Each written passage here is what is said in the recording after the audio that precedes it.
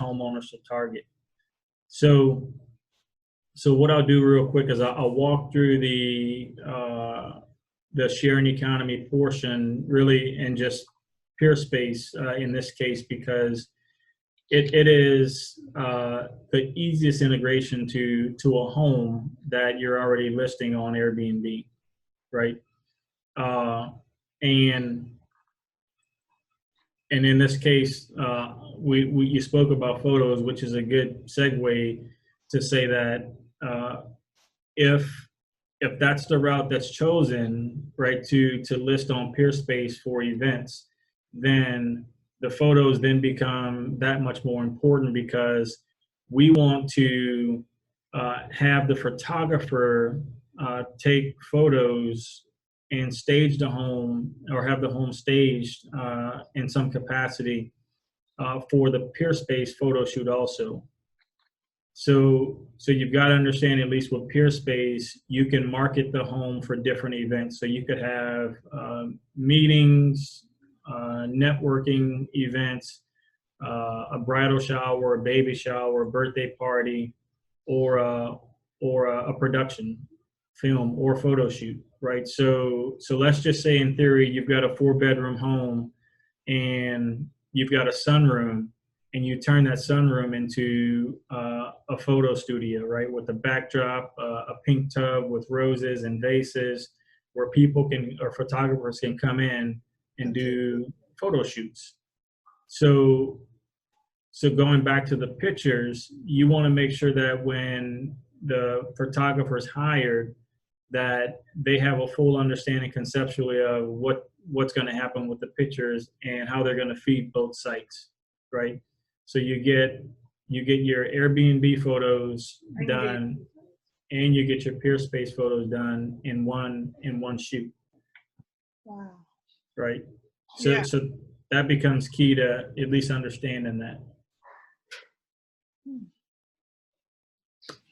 And so I'll touch on a couple other ones too that I think are easy to integrate with Airbnb without much of a hassle. And we'll talk later on in another session about how to tie each of these in through Google Calendar, because that becomes the first question. Well, how do I manage or tie each of these things in? All of them, yeah. Right. But Turo, you've heard of it, I'm certain, vehicle sharing platform, but it's simply just another way of adding, additional value to a home. And in some cases, we have Turo vehicles that are parked and available at homes for travelers to rent.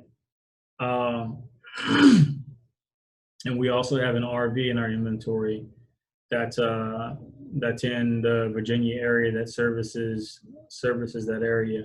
So those are unique in itself, but again, you can't filter that out in AirDNA, you can't filter it out in Airbnb, but you can offer that unique value. And again, as I related to the Google form earlier, right, when guests go in to complete that Google form, they see a picture of the vehicle at the property that they could rent through Turo, or just book directly for use during their stay, right?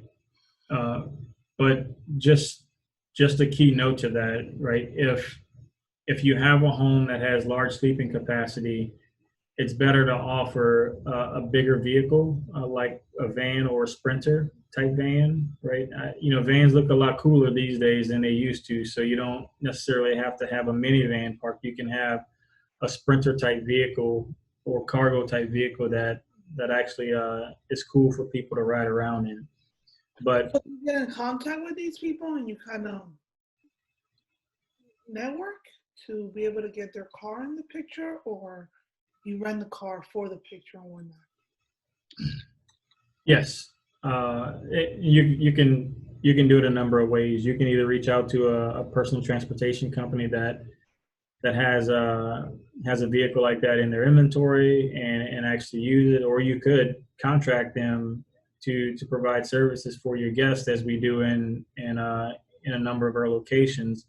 And then by proxy of that, you tell them, hey, the photo shoot set up for this date and this time, and I'd like to have 2 vehicles at the house to get shots outside of the home and then inside of the vehicle, right?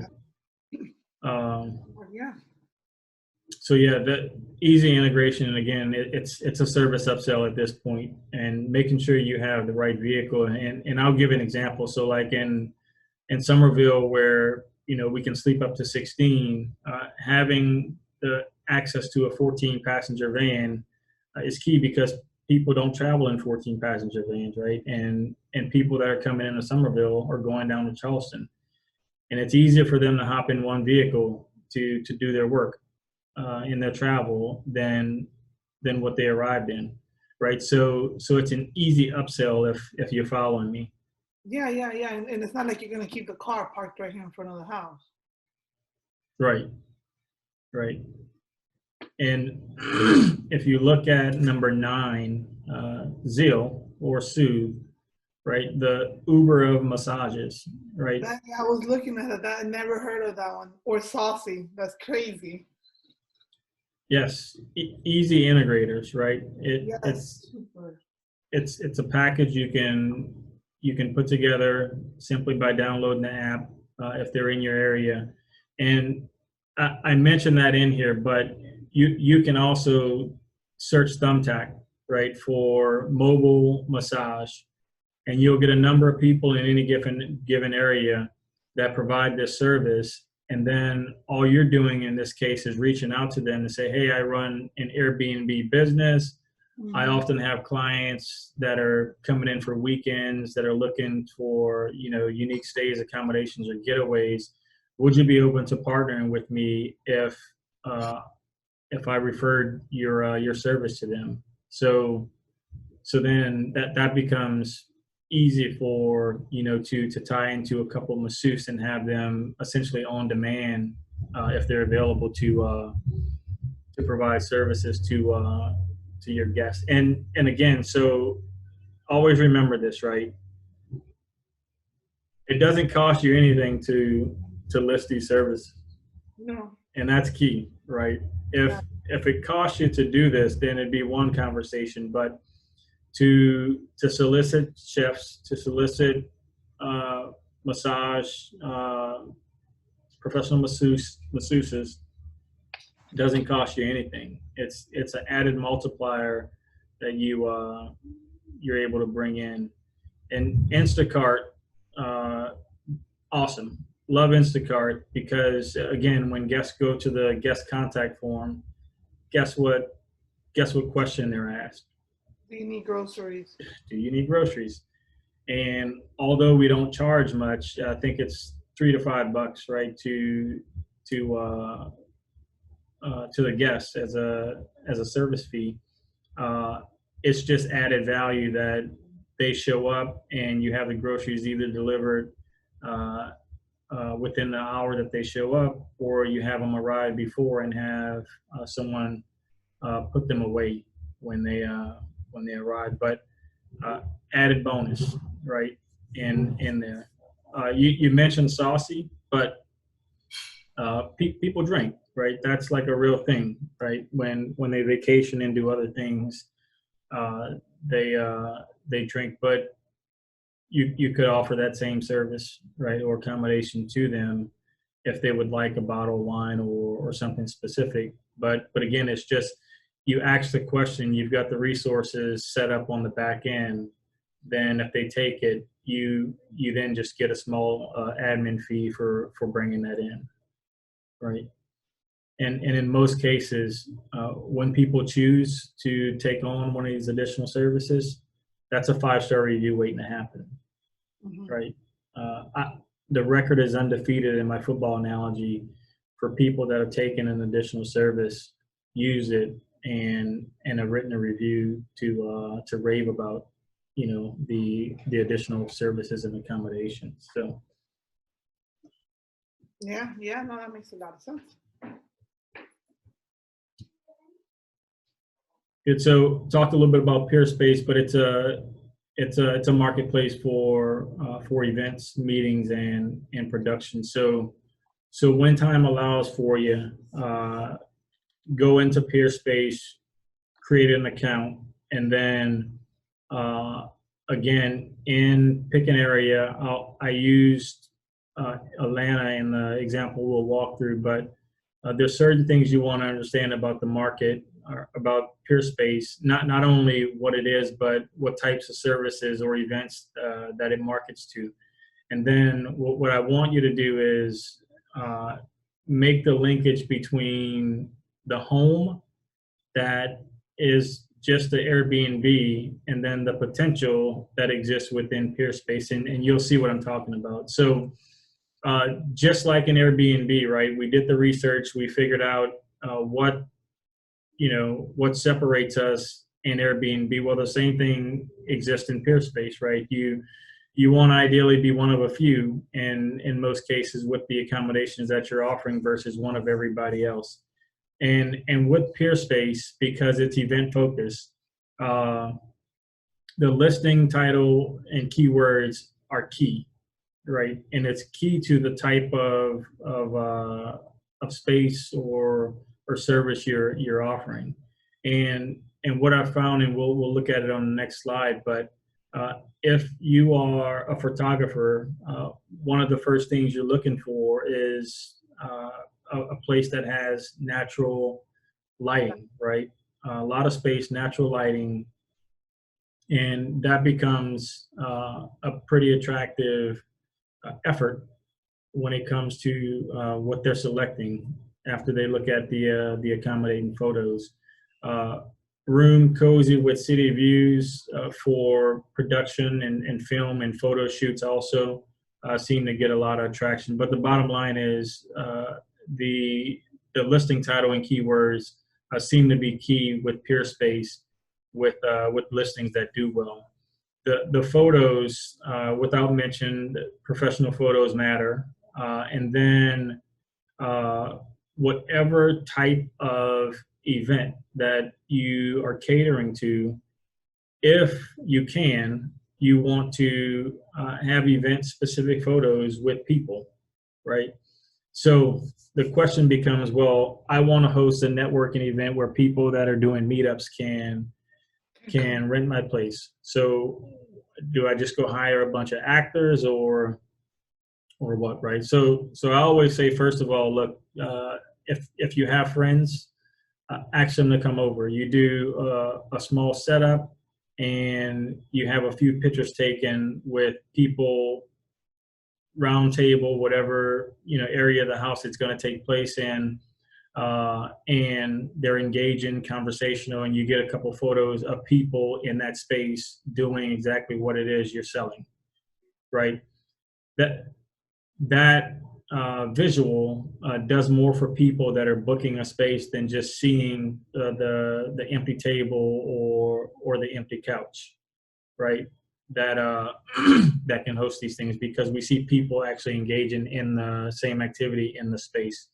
So that matters. And then when possible, you want to show photos indoors and outdoors, and parking seems to be a huge factor with listings in Peerspace,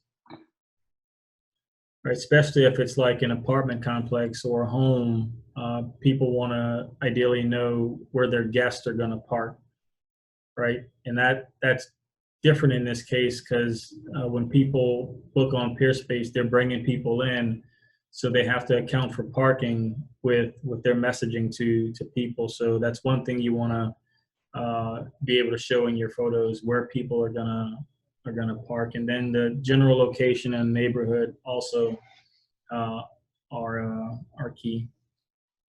The pricing, I don't think no, you haven't seen this one, but part of the pricing tool, right, goes into various aspects of the sharing economy. So there's a different part of that pricing tool that's specifically for Peerspace, right? And it has the same functionality to say, well, for my Peerspace listings, if I want to make $30 or have a 30% profit margin per booking, I should be priced here per event or per hour, right? But that also ties back to the value you have in your market, similar to the value you offer in Airbnb. You can have the same value in Peerspace, and it's simply to say that, look, I may have the only home in Peerspace that could host a party for 200 people. Now, I know that's sort of out there and wild, but right, we've got to apply the same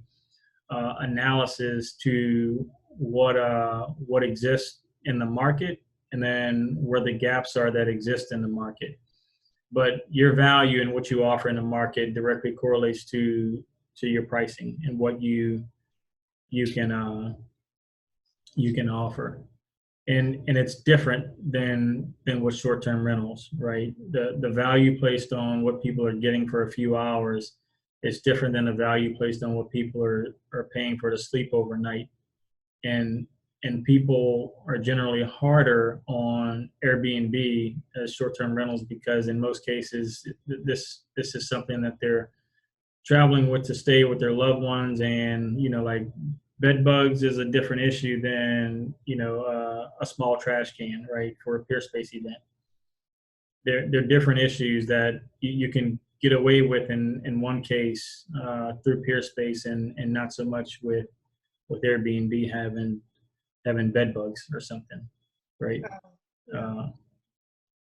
The Peerspace, again, multi-purpose, so events, offsite meetings, photo shoots, or productions. You could set up a listing, and within a listing, you could have your place could service events, it could service offsite meetings, it could service photo shoots or production shoot, right? So you can have one listing with 4 subcategories that each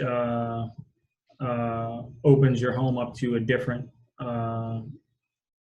traveler or client, right? And at the bottom, this should be like in red and starred, but my very first booking on Peerspace, I didn't realize how important amenities were, and someone booked an offsite meeting and they failed to see if I offered chairs and tables, which I didn't. But the reality of it is that I shouldn't have had a meeting space that didn't have tables and chairs, right? It just doesn't make sense.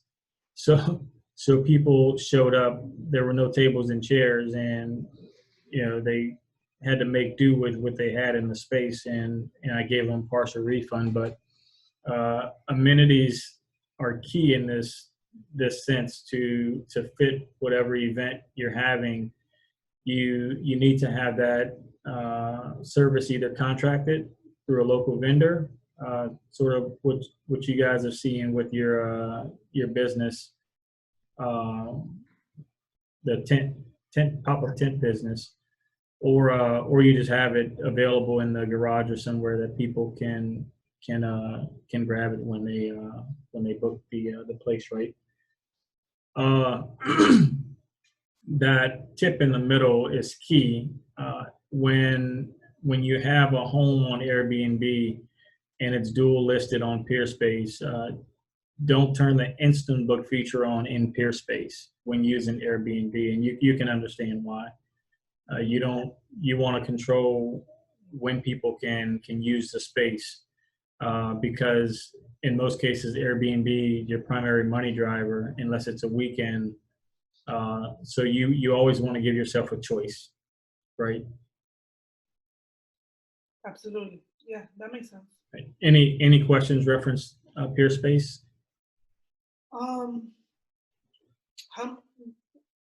How much do they charge the host, or kind of like Facebook has a little fee for us?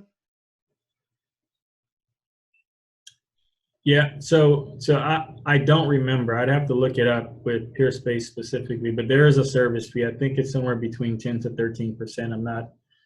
I'm not sure. But last point about Peerspace too, right? So I talked about using Facebook Marketplace to build out your listing for Airbnb and then market it, right? We do the same thing with Peerspace, right? Same listing for events through Facebook, targeted for different types of events that were set up in Peerspace. But in this case, right, I don't want to take anybody directly that's coming in specifically for a Peerspace type event. I want to drive them to the Peerspace website to book there, right? Because the platform has all the tools that I need to make sure that they're booking, they're getting exactly what they're booking. And if you do this directly, not saying that you can't do it directly, but you just open yourself up to more questions about, you know, all the specific amenities that you already have built out and listed on the Peerspace website. Okay. Yeah, I mean, that might be something I can really consider in this house because we have a lot of space.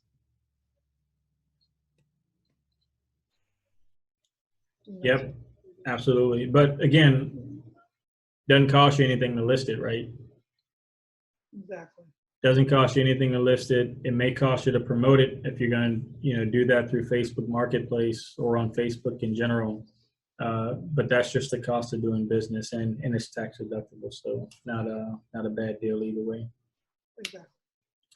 So here's the case study, right, in Atlanta. So it's not as detailed as the last one through Airbnb, but it hits back to those key points, right? The listing title and keywords, and then the photos. You'll see with each of these places a top and bottom photo of each space. So starting from the left, that space, intimate yet spacious Midtown loft, shows. The top photos show all of the space in the place, and then the bottom actually shows people, right, doing what the place is meant to do. It's showing a lot of people, a lot of decor in the space, having a good time, and you can see there's 42 5-star reviews for that place. Now, by contrast, I looked at other event spaces in Atlanta that did not show people in the space, and they only had 1 or 2 bookings, right? Hmm. And that's where I got to the point in the first slide that event-specific photos with people matter, right? Because in each case, each of these profiles that were reviewed during this case study, those places actually fared better, way better than places that didn't have any people to show. So the second one, West Midtown, you can see those keywords: creative studio, great lighting, and you see the backdrop, and that backdrop is exactly what people will use to shoot photos at this place. So again, the keywords are in the listing, and then the backdrop that's shown is specific to what people are coming there to do. And you can see 90 5-star reviews for this place, right? Wow. Yeah. And then the third listing, very similar. I took 2 different pictures with 2 different angles, but look at the listing description and then look at the 2 pictures, right? Yeah. Tons of natural light. So a photographer's dream. Yes. So there are 1 or 2 pictures on that profile that have people sitting at tables, doing photo shoots, but to me, it said everything about what the research showed, that having photos that met the intent of the place mattered. And I learned that because the home I initially listed the first time, I put the photos that were on Airbnb in Peerspace, and I was like, oh well, like, you know, they'll do well. But the reality of it is it didn't. It didn't get booked until I figured this out and changed the not only the listing description, but had to have a photographer come back in and actually do photos or take photos of the events that were specific to what we were looking to do with the home, The property. right? So now it's fully functioning and working well on Peerspace. And the last one, the West Midtown Studio Creative Space. Again, creative space, creative studio seems to be sort of a hit buzzword, but you can see the pictures correlate with respect to the number of things that the property does. In the bottom,